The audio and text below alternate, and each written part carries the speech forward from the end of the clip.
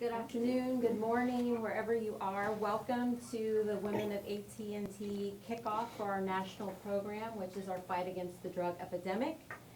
This is part of our health and wellness umbrella, and we will be helping our membership increase their awareness and education around the drug epidemic in America and also how that impacts our communities. With our power of our membership, we are over 26,000 members strong. I want us to focus on the positive, how we can help in our communities by supporting those organizations that help others in need, and then also supporting our first responders. So I am going to introduce Lindsay Lee. She is our West Virginia chapter president.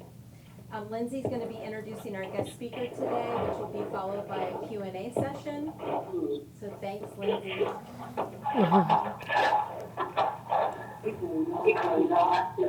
Guys, reminder, can you please mute your phone or computer?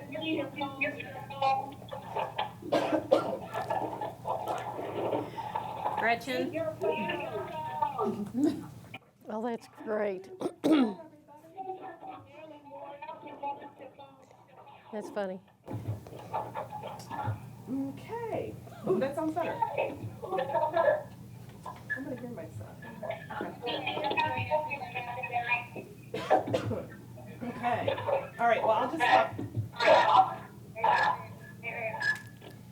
And I think we're good. Okay. Awesome. So I am thrilled to introduce a woman who does so much, not only in her community here in Huntington, West Virginia, but nationwide, to bring light to what isn't so glamorous to speak about. Jan Rader is that woman. She is real, she is humble, and she is always ready to give and help others.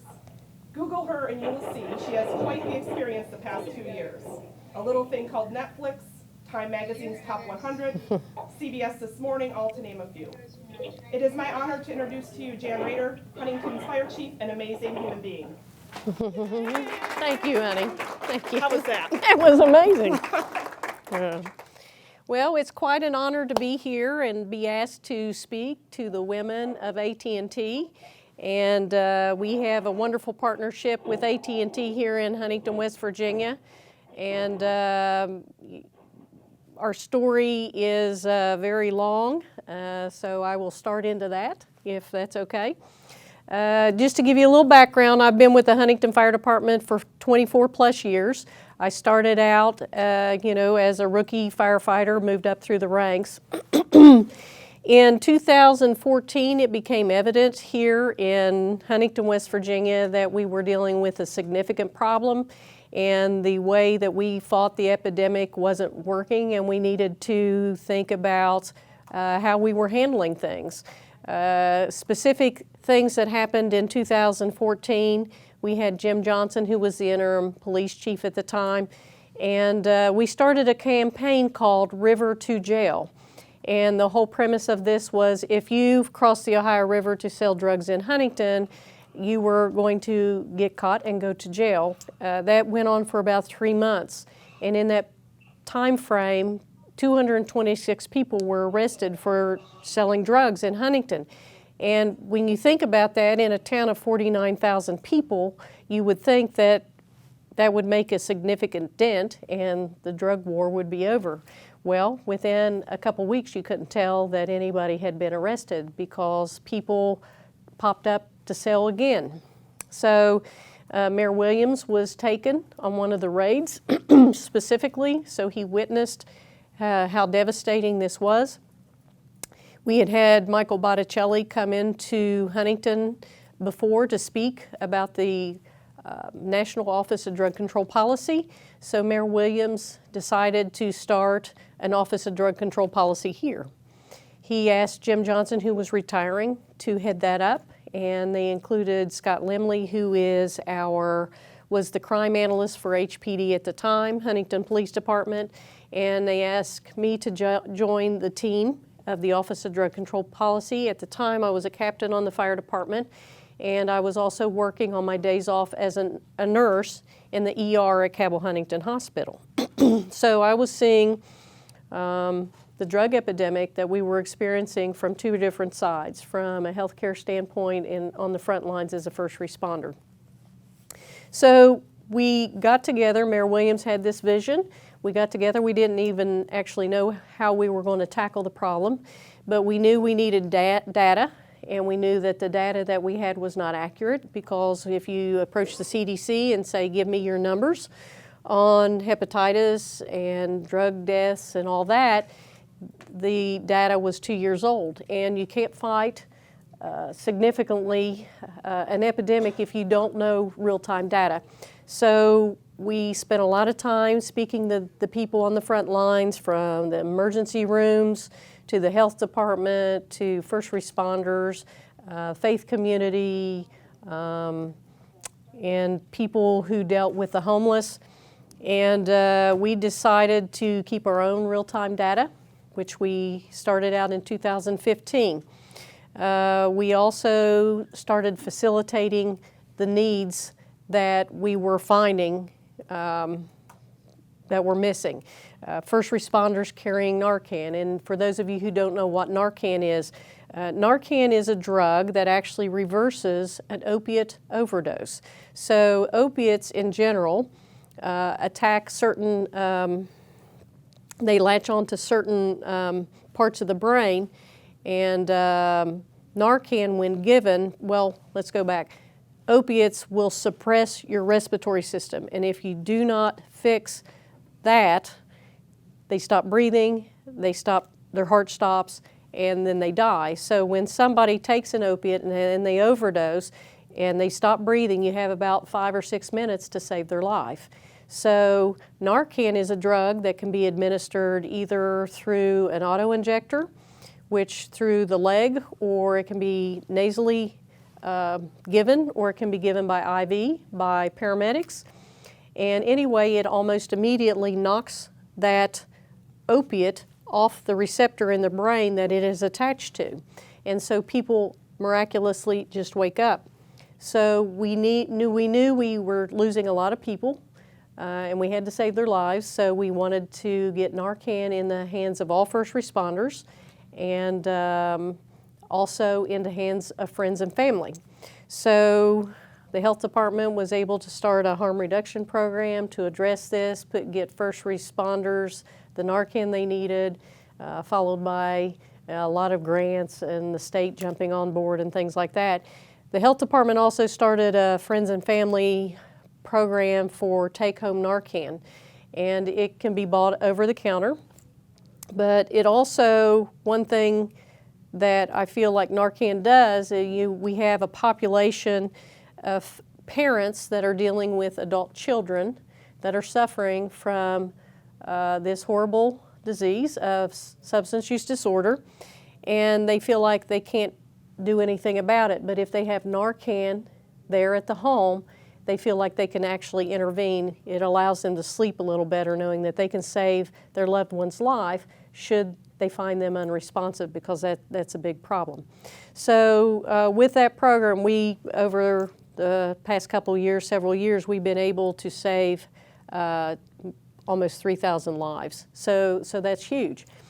A lot of people, you know, we run into a lot of people that are negative Nancy's, I'll call them.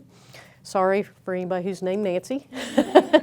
But, you know, a lot of people say, well, you shouldn't give it over and over again. But, you know, how can, you know, I took an oath to save lives on 2 different fronts, as a firefighter and as a nurse. And how can I deny saving somebody's life? You know, we don't let doctors play God in this country, so to tell a 25-year-old firefighter that they shouldn't give Narcan to somebody because they've already been Narcaned a couple times, I mean, that just doesn't logically make sense. And I can't accept that, because we have to keep people alive until we can get them the help that they need through long-term recovery.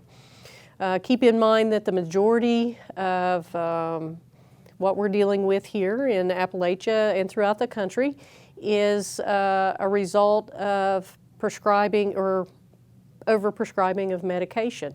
Probably 78 to 80% of the people that I encounter day in, day out that are suffering started with a legal prescription to a narcotic, and they got hooked, and then they moved on to heroin or fentanyl or whatever the drug of choice is now. So that obviously There needs to be education on many levels. So there's a stigma associated with this. It's still probably our #1 barrier that we deal with as far as dealing with the opioid epidemic itself. There's a stigma associated with people that are suffering. And, you know, keep in mind that this has been deemed a disease or a disorder, substance use disorder. So just like somebody who has high blood pressure or somebody who has diabetes, we have to treat that disorder. And we need to treat them with dignity and respect, just like we treat people with any other disease with dignity and respect. So we're working diligently in this area to get rid of that stigma. And, you know, I think it's one of those things that, you know, it's easy to get mentally fatigued, have compassion fatigue, because you see the same person over and over again, and then you might find them dead. You know, so we're dealing with compassion fatigue within the first responder ranks. You know, when I started as a young firefighter 24 plus years ago, you know, it was probably 5 or 6 years before I saw a significant amount of death, but now we have first responders that are seeing multiple deaths per month, and this is not just multiple deaths, it's multiple young deaths. They're seeing their classmates die. They're seeing family members die. It is a very different scene for a first responder than it was 20 years ago, or even just 10 years ago, because this really started exploding, at least in Huntington, in probably 2013, 2014. So we started working diligently on a lot of programs here in Huntington, and you know, we have great leadership. Mayor Williams allows us, he facilitates, he brings a lot of good people together. When we started trying to, you know, with the Office of Drug Control Policy, one of the first major groups that we reached out to was the faith community. And that's been huge. And when you look at other cities around the country, besides Huntington, that are doing good things and making a difference dealing with the opioid epidemic, they are involving the faith community. And I think that's big. So let me give you a little background about what it's like. You know, I've started on compassion fatigue, so I'll talk a little more about that. You know, a lot of people don't understand what first responders go through day in, day out. You know, I have a lot of training, extra training on, you know, rope rescue, different types of fires that I might encounter, but I have no training, even as a nurse, on how to deal with the intricate interaction that it takes between the first responders, the healthcare system, to get somebody help that's suffering from substance use disorder. I have no tools in my toolbox as a first responder. So, you know, first responders, we're used to being the knights in shining armor. We run in, we fix your emergency, and then we leave and everything's okay. But we don't feel like that when we're dealing with people suffering from substance use disorder, because we do see the same person over and over again, and we saved their life, but they're going to go do it again. So we feel like we're not making a difference. But that comes from a lack of education and understanding ourselves, and we need to have better tools to be able to deal with that. And in Huntington, we're trying to change that. We have developed a couple programs that are helping first responders. So let me tell you exactly like what an overdose is like, just so you get an idea of what it's like. Are you a morning person? No. Okay, fantastic. Okay, come here. Oh, no. Come here. Okay, so you're not a morning person. So let's say that you know, you started out, you know, taking some pills, and you know, it kind of snowballed, and you're still hiding it from everybody, but you overdose one day. Okay, so somebody finds you, friend, family member, and they call us. Okay, so you know, I'm not that big, but let's say I run in with 4 or 5 big burly guys in uniforms that look like cops, and we start slapping you in the face and rubbing your sternum. We give you Narcan, okay, to wake you up.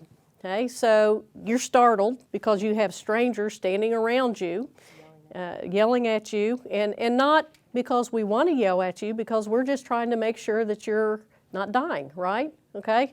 So you're mad because not only did we wake you up, but now you're sick because we've thrown you into withdrawal because we gave you Narcan. Okay? So you have abdominal pain, nausea, vomiting, things like that. So you're not going to be very kind to us.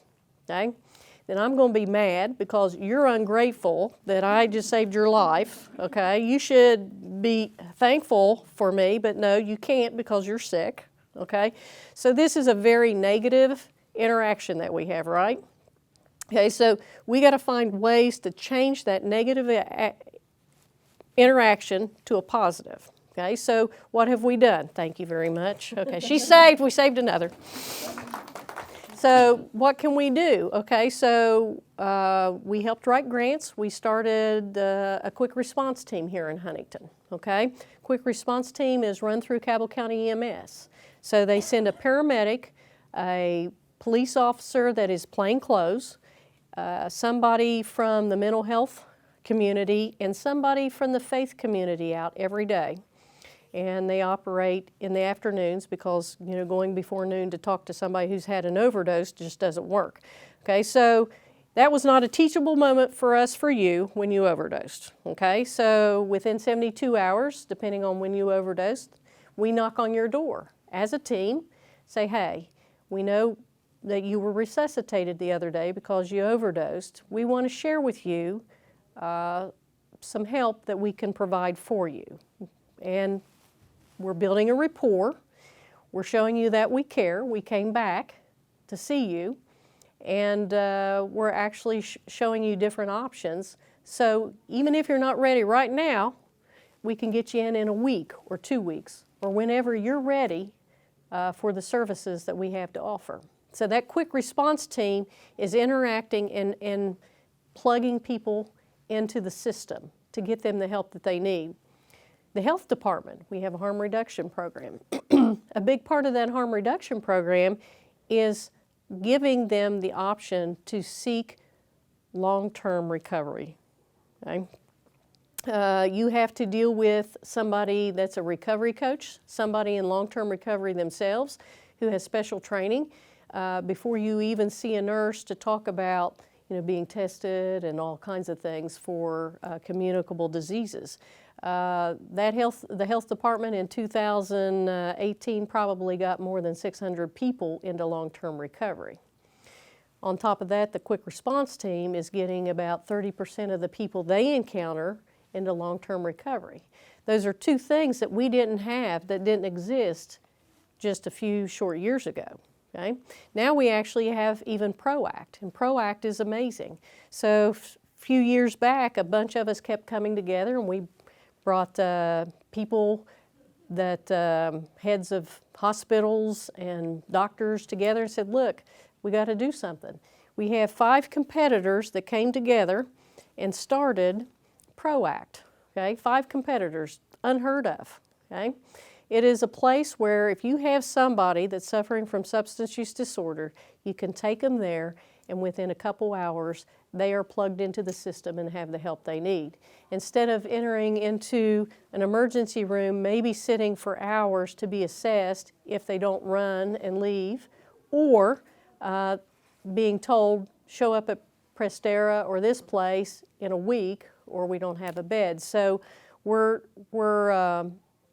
you know, networking and providing services where there weren't any or it was difficult. Part of the problem with somebody suffering is if you don't provide the help for them when they are ready, then you have a significant problem because they lose hope. They're very fragile. They're embarrassed because of the stigma that society has put on them.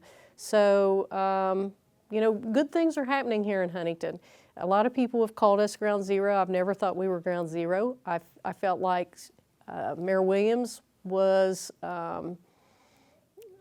brave enough, courageous enough to stand up and say, we have a problem and we're going to do something about that problem. And that's something that a lot of communities don't do. And so I have a lot of respect for him and his leadership and what he's been able to provide us to do. So we are now the Center of Solutions. 2017 was our peak. Now 2017 to 2018, overdoses down 41%. Overdose deaths down even more than that. So we peaked in 2017, and we are doing good things, and hopefully it will continue to drastically go down. But we need to not just focus on putting people in jail, which we got to do that for the bad guys, but we also have to work on the demand side, and we have to help those suffering, and we've got to break down those barriers that people experience when they're trying to get help. With first responders, we actually secured a $1 million Bloomberg Challenge grant over the past year, and we're just starting to delve into that $1 million, but we are going to provide for first responders in this area a program that will help them deal with their compassion fatigue and their PTSD. That is significant. We need to give them the tools, the resiliency to do what they do day in, day out. Those stressors aren't going to go away anytime soon, but we need to provide them methods of dealing with that stress and the education they need to provide the people they encounter with the help they need. You know, now first responders can give somebody a card that they revive and said, the quick response team will be here to meet with you in the next 72 hours. Or if you want to meet with them immediately, call this number. You know, just things like that. They can refer them to PROACT. So things are changing. And I'm very proud of what we have been able to do in this community. And it comes from cooperation. It is not just hospitals getting involved. It's community leaders, it's the faith community, it's business leaders coming forward and saying, I want to help and I want to be involved. You know, it really does take a large amount of people to change things, and we have done that as a community here in Huntington. We didn't wait for the state to come in and help us. We didn't wait for the federal government to come in and help us. We came together as a community to change what we are dealing with and what we're doing here in Huntington. And for that, I'm forever grateful. Now, along the lines with all this and what we were doing, we had some film crews come through, and this was early on. In 2016, we had a young lady named Elaine Sheldon and her husband Curran stop by. The mayor and Jim Johnson, who was the director of the Office of Drug Control Policy at the time, asked that I show them around Huntington and what we were doing as an Office of Drug Control Policy. So I was able to take them around and introduce them to people who are doing amazing things in this community. Terry Collison at First Steps, she's an amazing woman. The health department, Dr. Kilkenny's amazing. Lily's Place, had introduced her to Judge Keller at Drug Court. Drug Court's amazing, it really changes lives. And Nisha Freeman, she's just my own personal hero, an amazing person. So they spent about a week with us. And I was a shift commander at the time, and they didn't have any money to film, but Curran and Elaine are both native West Virginians, and they have both lost a lot of their classmates to overdoses, and they wanted to do something surrounding this, but they didn't know what. And they're just really down-to-earth good people. So they were busy filming Recovery Boys at the time, so they left us after a week and said, we're going to look for funding and we'll get back with you. After about 5 or 6 months, I got a call from Elaine and saying, look, I found some funding through the Center of Investigative Reporting, but it's for making documentaries about women making change in their community, and I want to highlight you, Nisha, and Judge Keller. And I'm like, well, if Mayor Williams is okay with it and the ladies are okay with it, I guess I'll do it. So I'm a documentary junkie myself, so I didn't think anything of it. It's like no big deal, hoop-de-doo. They came back and filmed maybe 20 more days. They didn't really do a lot of filming. We didn't get to see the product before it was released. About a month before, I guess, Elaine called us and said, oh, by the way, Netflix picked it up. I'm like, cool, I watch, documentaries on Netflix, cool. So that we watched it for the first time when it was released on Netflix. That's the first time we saw it. And I was blown away by what Elaine had put together. She's an amazing person, but we still really didn't think anything of it, that it would be a big deal, but it became a big deal. But I'm glad that we allowed them to film here, and I'm glad that we allowed Elaine to be a part of this, because I think this documentary starts the conversations around the country and around the world that are necessary for us to move forward when we're dealing with such a horrific epidemic that is killing so many people. And for that, I will be eternally grateful to Elaine. So she's a good soul. So, but we really never anticipated that being a big deal, if that makes sense.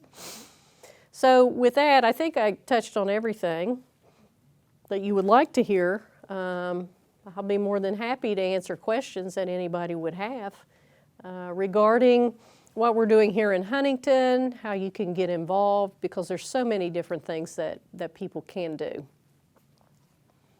Does anyone have any questions in the room? What? So how do you feel like someone that hasn't been involved? I mean, what would be the best way for someone like me to get involved and help? There are so many different things that are going on that, Judge Keller always describes this as an onion. and every day we peel back a layer, and there's another tender layer that we didn't even think about. So we are still uncovering new ways that people can get involved. Nisha Freeman and her Lewis Memorial Baptist Church out on West Pea Ridge, they do some amazing work. They feed about 75 children a day that live around Spring Hill Elementary. And they've done that for years. And of course, she has her backpack or her brown bag ministries with prostitutes. But they have also purchased, for a very low price, Ebenezer Church there on 8th Avenue. And they are remodeling it. And they plan on making that a drop-in center to help kids. And they want to provide tutoring sessions for kids, because we have so many children. What you don't see in the documentary and what you don't hear so much about are the children that are infected. Probably, up to 50% of the time that we encounter somebody who is overdosed, there are children involved in their lives. Children need role models. They are growing up in an environment that is unhealthy. They don't have help with their homework. And they don't have the means to necessarily rise above what they're dealing with. And I think that's the next big thing that we need to do. The state of West Virginia is looking into resiliency training for all kids, and I think that's huge.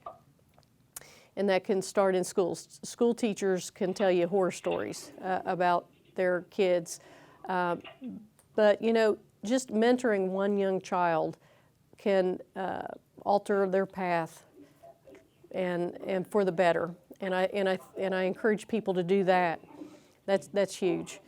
Of course, we have a lot of abandoned structures in Huntington. We have probably almost 700 vacant structures, and it costs about $8,000 to tear one down on average. Okay, so every time there's a fire in a vacant structure that you hear, it's usually somebody that's homeless that's trying to get out of the weather. They're suffering from substance use disorder. But that puts the whole community and my firefighters in harm's way when that, I hear people say all the time, just let it burn, let it burn. Well, you know what? No, because it's a risk that my guys take every time they fight a fire. And neighbor homes that are occupied become damaged. So It's not good. Nisha tells everybody all the time, raise $8,000 and go to City Hall and pick a house.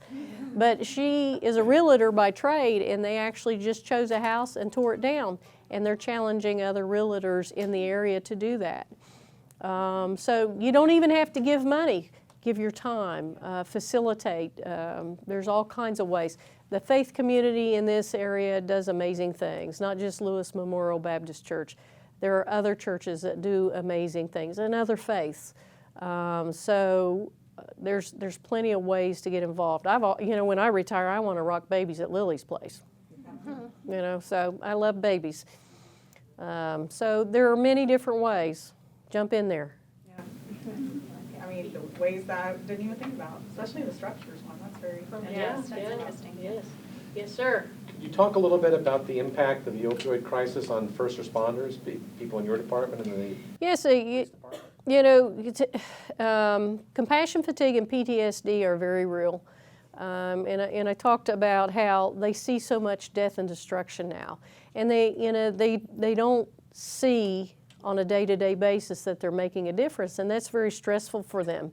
It's a very negative thing to go on overdose after overdose after overdose. Police, fire, EMS, ER staff. There are many people that I consider first responders, not just the typical ones that you hear about.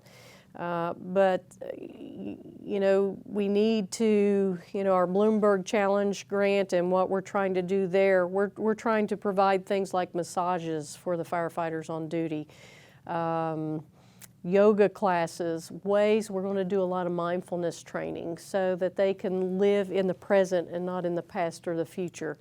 And it's not just the drug epidemic itself. We've neglected first responders' mental health for years. Suicide is real, and it's probably one of the things that people don't talk about a lot because it has stigma as well. Mental health for first responders, there's a stigma associated with that. Well, I'm not going to go, get any. I don't need any help. Or, they feel like they got to be tough, but they're just human. So in 2017, there were more firefighters and police officers that died of suicide than died in the line of duty, and that's unacceptable to me. We need to help the people who help others. And I'm sure it's very similar probably in ER staff as far as suicide. You also have a higher use of, it's substance use disorder among first responders is on the rise. So we need to address that. And we're playing catch up because we didn't provide it in the past. So we have an embedded counselor that rides with the police and fire department, and gaining a lot of trust with the people that she works with, and can refer them to treatment if need be. As a chief, I don't need to know about anybody's mental health, but I want them to get the help that they need. We had a question come from someone on the web. So how can we help diminish that stigma? Because I know it's there. Let's talk about it. We're doing it today because we're talking about it, okay? I'll admit, I was one of those that really had a negative attitude towards those suffering from substance use disorder probably around 2010 or whatever, but I was also raised that you treat everybody with respect and dignity, and it really bothers me to see anybody mistreated in general. And, I went to nursing school late in life. I was 40 when I went to nursing school. I didn't learn anything about substance use disorder. I've not been taught anything about it as a paramedic or a firefighter.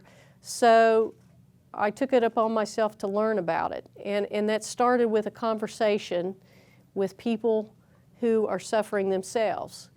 What brought you to where you are? Okay? How did you get here? We shouldn't treat people suffering like they're lepers. If we reach out to them and say, look, how'd this all start? What's your life like? What would make it better? What would make it worse? You'll find, I have a very street level education when it comes to substance use disorder, and I'm very grateful for that. Mickey Watson, who's in the documentary. He really opened my eyes to a lot of things. Here's a man who is incredibly smart. He's funny, and I consider him my friend. But for a while, he was just a belligerent person that I dealt with when he overdosed. You know, I dealt with him on multiple overdoses. And when I learned his background, and he finally got the help that he needed and has been clean for a couple years now, you know, here's a man who started using drugs at 8 years old. His mom would get him drunk and high. That's all he knew until he decided to get clean in his mid-30s. So who am I to judge somebody? I mean, there's nothing in my oath that says I have the right to judge somebody. That could have been me. It could have been any of us. And what would his life be like now had he had the upbringing that I had? Parents that loved him, you know, no drugs in the house, a good education, things like that. So I truly now understand that the American dream isn't a life for everybody, and you know, I have no right to judge somebody because I haven't walked in their shoes, and I don't know where they came from. So it's very different once you encounter people and you talk to them and you learn about them. We had another question from the web. So what is being done to assist and educate the kids that are in the area with the problem? So if they're growing up around it and they're experiencing it, what can we do, or what is being done to help educate them? Well, early on, we talked to, when we started the Office of Drug Control Policy, in the spring of 15, we spent a lot of time with teachers and the Board of Education. Now, I can't speak for them on what they are doing, but I know that they are developing programs and curriculums and moving in a proper direction. We also have started programs in the area that connect babies that were born with NAS with the services they need until school age, Healthy Connections down on the west end of town. So, and not only is that child getting support, but the mother is getting the support that she needs to raise a healthy child and to keep herself healthy. Because so many women who have babies born with neonatal abstinence syndrome, they're kind of stuck in the throes of substance use disorder, and they need a boost to get out of that as well. We have Project Hope at the City Mission now, where mothers and their children can live for up to 6 months and get services that they need. And these are mothers that have recently had a baby born with neonatal abstinence syndrome. And they will have help with social services, mental health services, support for their substance use disorder, and reintegration back into the employment field. So there are a lot of, it's kind of interesting. The documentary, I kind of became an accidental spokesperson for this area. And I don't take that lightly, but I'm one very small piece of the cog here. We have hundreds of people doing amazing work in Huntington, and people that I consider my own personal heroes, like Nisha, like Dr. Lynn O'Connell, who's just an amazing force to be reckoned with, and Judge Keller, she's an amazing person as well. Terry Collison at First Steps, just an amazing person. So there's a lot of good people doing a lot of good things. Anyone else have a question in here? So speaking of doing great things, so we had another question. I think this is really good. So you're talking about all these good things that we're doing, and we have all these agencies working together, and it's really like the work of the community. How is that? How are these best practices being shared with others across the nation? Because we know it's a national epidemic. We do, and Mayor Williams is he's a big part of the National League of Cities, and they are helping spread the word tremendously. We have been involved, Mayor Williams has been involved in committees that have helped write literature that will help other cities create kind of what we have done here. So that's one scope. We have a lot of communities that reach out to us and come to us for advice. And, we can't get to all of them because, we do have daytime jobs. But we try to share and spread as much information as we possibly can because we've made some mistakes. And we would rather share our failures so that another community saves a little bit of time and money, with that. So there have been multiple times that we have met with people from outside this area, even from England. So. Oh, wow. So if you could change one thing, if we gave you a magic wand right now and you could change one thing, what would it be? Wow. That's tough. If I really could choose just one thing, no child would grow up in the environment of substance use disorder. They would have a drug-free environment in which to prosper. So that's probably it. I guess that was good. So has technology played a role in helping address this? Absolutely. Everything we do is data-driven. So you have to be able to collect good data and revisit that and see what's working and what is not, and be able to adjust. So technology is a huge part of what we're doing here. Anyone else? I've got a couple more on the web, so. And I think, because we talk about how this touches everyone, so what advice do you have for someone who suspects maybe a family member or friend might be, having issues, and what can they do to help? I would talk to them in a non-threatening way, and that's hard to do. If you, as a family member or a friend, are being affected by somebody else's behavior, and you don't understand that behavior, but it's because of a substance use disorder or a brain disease that's actually changed their thinking, that can be very frustrating and difficult to deal with. So I think it's you have to show support, you have to be caring, and you have to be non-threatening, and try to get them to open up and talk about it, which can be difficult.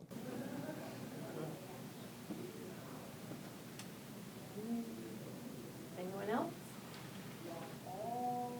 Is Narcan the only drug on the market right now?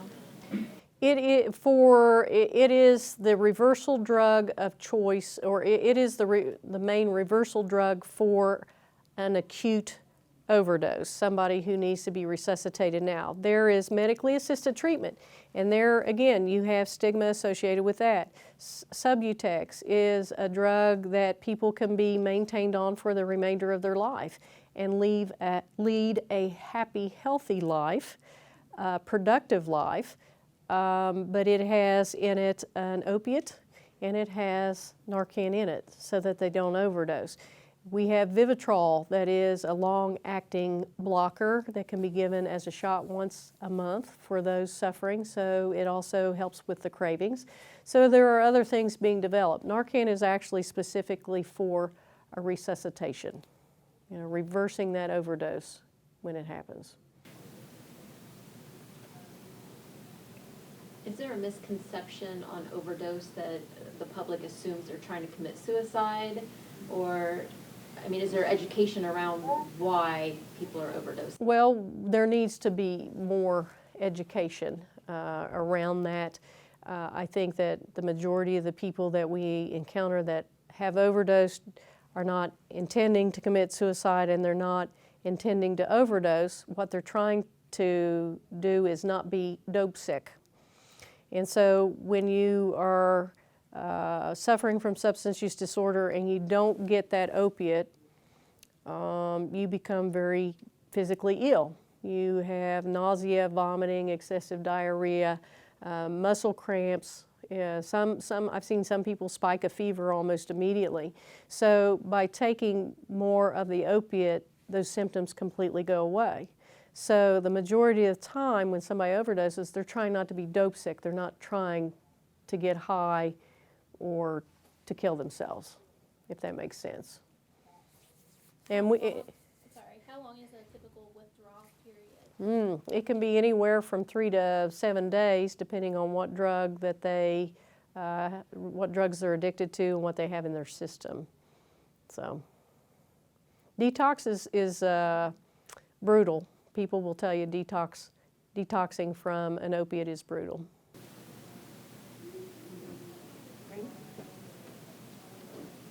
We have a lot more questions on the web, so what I'm going to do is make sure that we capture all these and hopefully send them to you so you can help out. But if you want to do just one more before we wrap up, and I think this is an interesting one. Oh, I gotta find it. So, is there any legislation that you can highlight that, if passed, would help or possibly hinder fighting the opioid epidemic? Well, you know what I would like to see happen, you know, last year in the state of West Virginia, I think it was last year, might have been the year before, they passed a second chance bill, which allowed you to erase a felony, but you have to be clean 10 years, okay? But at least we have it, okay? So now we need to change that. You know, I think that everybody needs a second chance, and a lot of people have trouble with gainful employment once they get clean because they have felonies on their record. So we need to have better legislation to deal with that and to expunge felonies. You know, it can't be easy. You got to make, you know, people have to jump through hoops and prove that they are in long-term recovery and they're willing to do what's necessary. But 10 years is too long. Thank you. I'm going to have Christy and Lindsay come up here because, you know, we want to recognize you and for your work and all that you do. Yay. So, Oh my goodness. here's a big check. I hope you can take this to Holy the bank. cow, that is great. So Thank on you. behalf of the women Thank of you. AT&T of West Virginia and the Huntington Call Center That is site, amazing. we raise Oh. funds for your firemen because we know how important mental health is. And Oh, so thank you all so the yoga much. you can do, all the massages you can do, we hope you take this check and do that. Thank We you so much. Thank you. Thank Absolutely. you. Thank you all so much. I appreciate wonderful. I Thank you. appreciate you all so much. So, of course, women of AT&T. Women. Thank you. Thank you. Thank you. All right.